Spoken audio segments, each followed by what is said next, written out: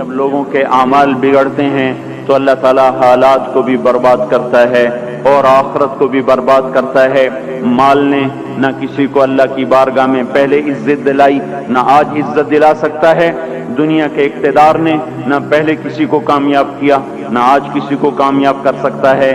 یہ میرے بھائیوں آج کا دھوکہ ہے کہ ہم اپنی منشاہی پہ چل رہے ہیں اور ہمیں اللہ کے دستور کا پتہ نہیں ہے کہ اللہ تعالیٰ کن چیزوں سے راضی ہے، کن چیزوں سے ناراض ہے، کس پر اس کی پکڑ آتی ہے، کس پر وہ معاف کرتا ہے۔ اس لیے یہ ساری دنیا کے انسان انتہائی خطرے میں چل رہے ہیں کہ یہ وہ سارے اعمال جن پر اللہ تعالیٰ ناراض ہوتا ہے وہ پورے فیصل آباد میں ہیں، ہر محلے میں ہیں، ہر بازار میں ہیں، پورے پاکستان میں ہیں، پوری دنیا میں ہیں، پورے بر اعظم میں پھیلی ہوئی انسانیت آج للکار رہی ہے اللہ کو کبیرہ گناہوں کے ساتھ۔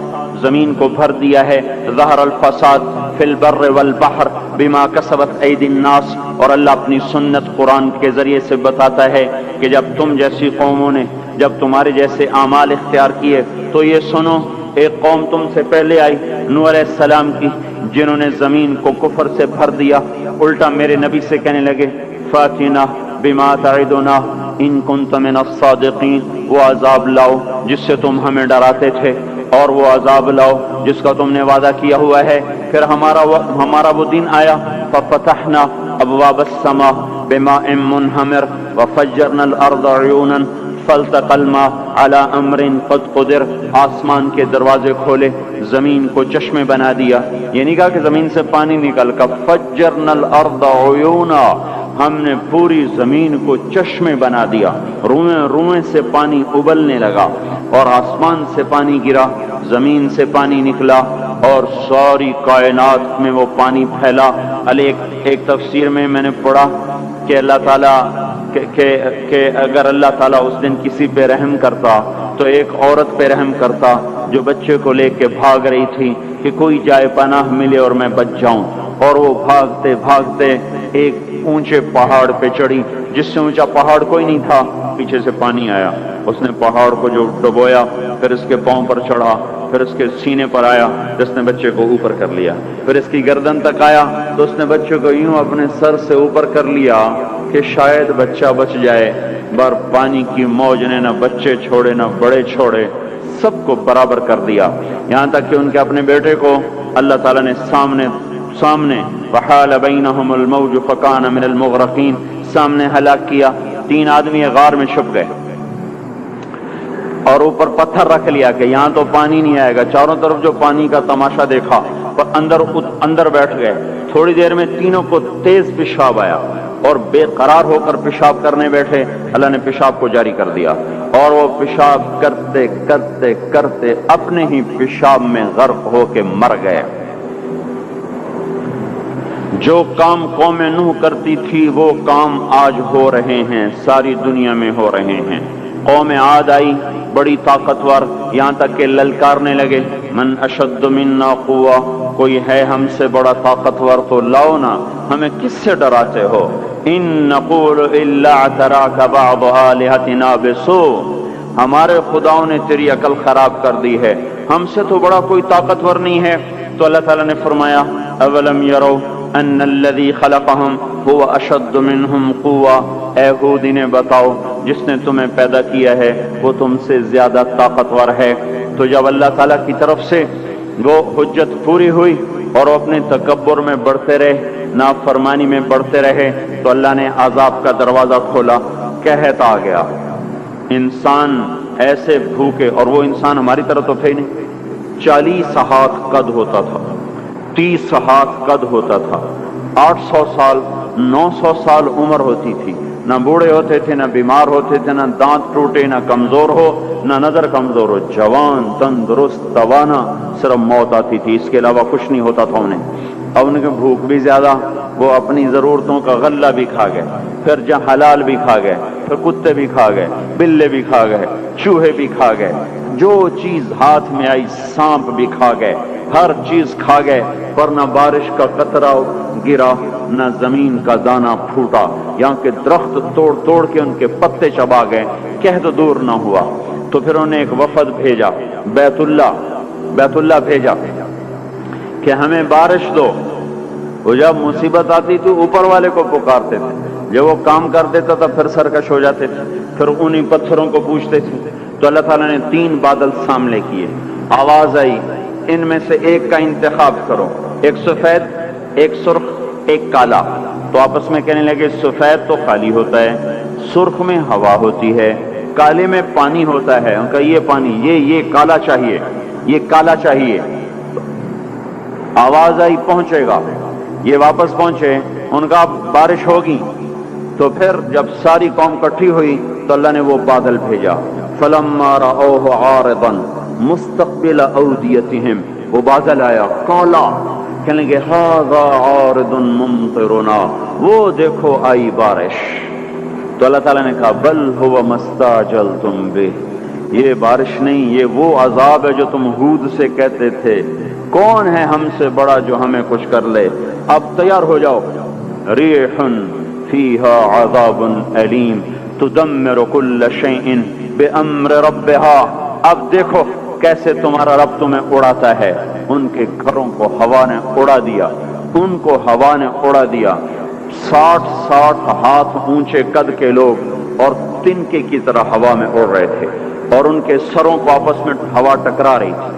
وہ گھومتے تھے سر ٹکراتے تھے، گھومتے تھے سر ٹکراتے تھے. بعض لوگ بھاگ کے غاروں میں چھپ گئے تو ہوا کا بگولا ایسے زوردار طریقے کے ساتھ غار کے اندر جاتا اور پھر ایک دھماکے کے ساتھ ان کو باہر نکالتا، پھر ان کو ہوا میں اچھال دیتا گیند کی طرح.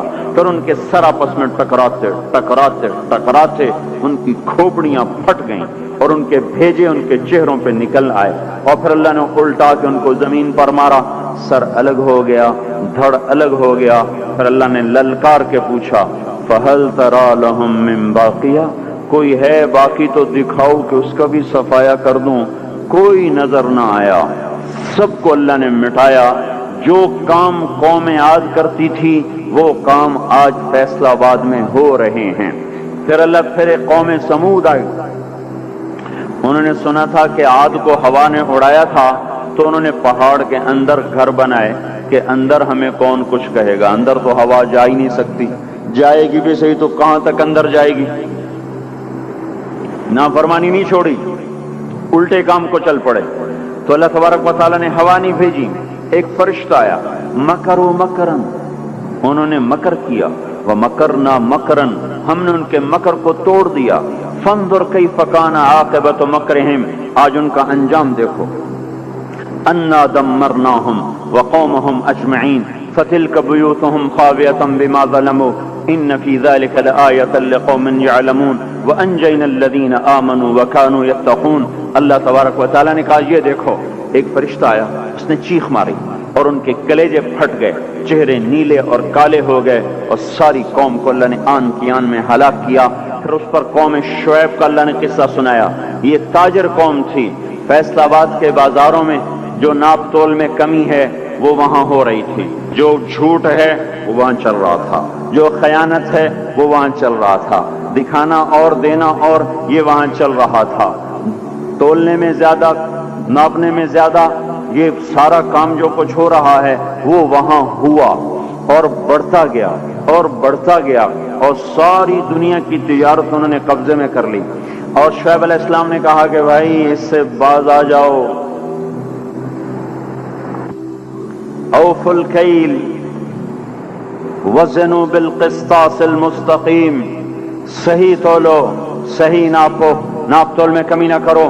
جواب آیا الصلاۃ تأمرک ان نترک ما یعبد آباؤنا او ان نفعل فی اموالنا ما نشاء انک لانت الحلیم الرشید. اے شعیب بس تم مسجد میں بیٹھ جا، ہمارے کاروبار میں دخل نہ دے. اے تیری نمازیں ہمیں کہتی ہیں کہ ہم باپ دادے کا طریقہ چھوڑیں اور ہم اپنے کاروبار تیرے طریقے پر کریں تو ہم تو بھوکے ہو جائیں. کسی سے آپ کہیں کہ بھائی دیانت سے تجارت کرو، کہے گا مجھے تو بجلی کا بل بھی ادا نہیں ہوگا، میں روٹی کہاں سے کھاؤں. یہ میں نے ایک سے کہا تم ملاوٹ کیوں کرتے ہو، ایک تیل والے سے میں نے کہا تم ملاوٹ کیوں کرتے ہو، کہ اگر ملاوٹ کروں تو ایک ڈرم کے پیچھے 500 روپیہ بچتا ہے اور خالص بیچوں تو 50 روپیہ بچتا ہے، تو 50 روپے سے میرا کیا ہوگا، سبزی گوشت بھی نہیں آتا، اور 500 روپے سے تو کتنا دن گزر جاتے ہیں. تو یہی کچھ قوم شعیب نے کہا کہ الصلاۃ تأمرک ان نترک ما یعبد آباؤنا او ان نفعل فی اموالنا ما نشاء۔ میاں شعیب اپنے گھر بیٹھ جا، ہمیں تیری تبلیغ نہیں چاہیے، ہمیں اپنا کاروبار کرنے دے۔ یہی آج کے بازاروں کے مسلمان کہہ رہے ہیں کہ ہمیں یہ شریعت نہیں منظور، تو کاروبار کیسے ہوگا؟ جھوٹ نہ بولیں تو کام کیسے چلے؟ خیانت نہ کریں تو کام کیسے چلے؟ ناپ تول میں کمی نہ ہو تو کام کیسے چلے؟ اور سودی کام نہ ہو تو کام کیسے چلے؟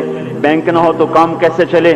یہ سارے اعتراضات جو آج کے تاجر کرتے ہیں یا دکاندار کرتے ہیں، یہ سارے اعتراضات شعیب علیہ السلام کی قوم نے کیے کہ پھر کاروبار کیسے چلے گا، پھر منڈیاں کیسے چلیں گی، پھر تجارت کیسے چلے گی؟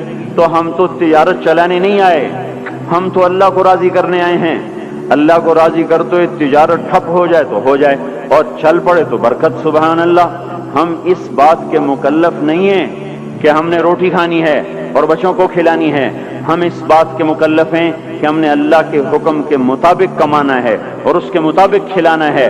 اس میں کچھ بچے گا کھلائیں گے، نہیں بچے گا فاقہ کریں گے، بچوں کو بھی کہیں گے تمہارا باپ تمہیں نہیں دے سکتا، میں تمہاری خاطر دوزخ کی آگ کو برداشت نہیں کر سکتا۔ اللہ کو راضی کرتے ہوئے سب کچھ قربان کرنے کا حکم ہے، یہ نہیں ہے کہ اپنی خواہش پہ حکم قربان ہو، ہمیں یہ حکم ہے کہ میرے حکم پر اپنی خواہش کو قربان کرو۔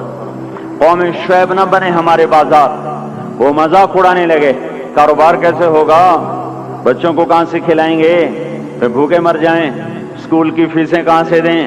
اس زمانے کے تو اسکول نہیں تھے نا، یہ آج کی بات کر رہا ہوں۔ پھر اسکول کی فیسیں کہاں سے دیں، پھر یہ بجلی کے بل کہاں سے دیں؟ اگر سچ پر کمائیں اور دیانتداری سے کمائیں تو روٹی کہاں سے کھائیں؟ یہی شعیب علیہ السلام کی قوم کا جواب تھا۔ پھر کہاں سے کھائیں، پھر کہاں سے کمائیں؟ تو چپ کر کے اپنے نفل پڑھا کر، اپنی اللہ اللہ کیا کر، ہمارے کاروبار میں دخل نہ کیا دیا کر۔ جیسے ہم نے آج اسلام کو کہا ہوا ہے، مسجد میں آئیں گے تجھے سلام کریں گے، نماز پڑھیں گے، جمعہ پڑھیں گے، پر تو ہمارے بازار میں نہ آنا، کہیں تو ہمیں جھوٹ سے روک دے، بددیانتی سے روک دے، سود سے روک دے، خیانت سے روک دے، تو ہماری تو تجارت ہی ٹھپ ہو جائے گی۔ تو اللہ تبارک و تعالیٰ نے اس قوم پہ 3 عذاب مارے۔ یہ پہلی کافر قومیں تھیں، ان پہ ایک ایک عذاب آیا۔ یہ کافر کے ساتھ بددیانت تھے، لوگوں کا حق بھی لوٹتے تھے، تو اللہ نے ان پہ 3 عذاب مارے۔ اخذفهم الرجفۃ، زلزلہ، اخذ الذین ظلموا الصیحۃ، چیخ، اخذهم عذاب یوم الذلہ، بارش کس چیز کی؟ انگاروں کی بارش۔ ہماری جماعت شعیب علیہ السلام کے قوم کے علاقے میں گئی ہے، وہ اتنا ٹھنڈا علاقہ ہے کہ جب ہم وہاں سے گزرے تو اتنی برف پڑی ہوئی تھی، اتنی یعنی تقریباً 3 فٹ برف پڑی ہوئی تھی، ایسا ٹھنڈا علاقہ۔ اللہ نے ایک گرم ہوا بھیجی، وہ جھلس گئے، تڑپ گئے، آبلے پڑ گئے۔ تو اس کے بعد ایک قدم ہوا ٹھنڈی ہوئی تو سارے بھاگ کے باہر آئے کہ شکر ہے ٹھنڈی ہوا آئی، اوپر سے بادل آیا کہ شکر ہے بادل آیا۔ اس کا ساتھ ہی زمین میں زلزلہ آنا شروع ہوا اور اس کے اوپر فرشتے کی چیخ آئی اور اوپر وہ بادل کالا ایک دم سرخ ہو گیا، پھر اس میں سے ایک دم بڑے بڑے انگارے برسے اور ساری شعیب علیہ السلام کی قوم کو اور مدین کی منڈی کو اللہ نے جلا کے راکھ کر دیا۔ اگر یہ بازاروں والے توبہ نہیں کریں گے تو مجھے ڈر ہے کہ کہیں ان منڈیوں پر بھی وہ انگارے نہ برس جائیں جو مدین کی قوم پہ برسے تھے۔ اللہ تعالیٰ کی کسی سے رشتہ داری کوئی نہیں ہے، اور حضور پاک صلی اللہ علیہ وسلم نے بھی خود کہا کہ وَلَيَبِيتَنَّ أُنَاسٌ مِّنْ أُمَّتِي عَلَىٰ أَشَرٍ وَبَطَرٍ وَلَحْوٍ وَلَعِبٍ فَيُصْبِحُوا قَدْ مُسِخُوا قِرَدَةً وَخَنَازِيرَ بِاسْتِحْلَالِهِمُ الْمَحَارِمِ وَأَكْلِهِمُ الرِّبَا وَشُرْبِهِمُ الْخُمُورِ وَاتِّخَاذِهِمُ الْقَيْنَاتِ وَقَطِيعَتِهِمُ الرَّحِمِ۔ ایک زمانہ آئے گا میری امت بڑی عیاش ہو جائے گی، بدمعاش ہو جائے گی، ناچ گانے کی رسیا ہو جائے گی، گانے بجانا ان کی گھٹی میں پڑ جائے گا، اور اس حال میں ایک رات ایسی آئے گی کہ رات کو انسان سوئیں گے، صبح اٹھیں گے تو بندر اور خنزیر ہوں گے، اور یہ اس وجہ سے ہوگا کہ انہوں نے حرام کو حلال کر دیا ہوگا، باستحلالہم المحارم، انہوں نے حرام کو حلال کر دیا ہوگا، وَأَكْلِهِمُ الرِّبَا، اور سود کو ڈٹ کے کھاتے ہوں گے، वलुब्सुहुम अलहरीर, और मर्द रेशम पहनेंगे, सोने की अंगूठियां, सोने की चेनें नौजवानों ने गले में लटकाई हुई, सोने की चेन, सोने की अंगूठी। ये कौन सी लज्जत है इस अंगूठी के पहनने में, जो अल्लाह को भी ललकारा हुआ है और उसके रसूल को भी ललकारा हुआ है। आपने एक दफा इरशाद फरमाया, काश मेरी उम्मत के नौजवान रेशम इस्तेमाल और सोना इस्तेमाल न करें। या लैत उम्मती लम तलबस दहब, काश कि मेरी उम्मत सोने का इस्तेमाल मत करे। अब बताओ, देखो कितने हैं नौजवान जो ऐसे शौक में, कुछ को पता ही नहीं कि ये इतना बड़ा हराम है, जिनको पता है तो ना अल्लाह का पता है, ना रोकने वाले का पता है, ना उसकी सजा का पता है, लिहाजा चल रही है गाड़ी।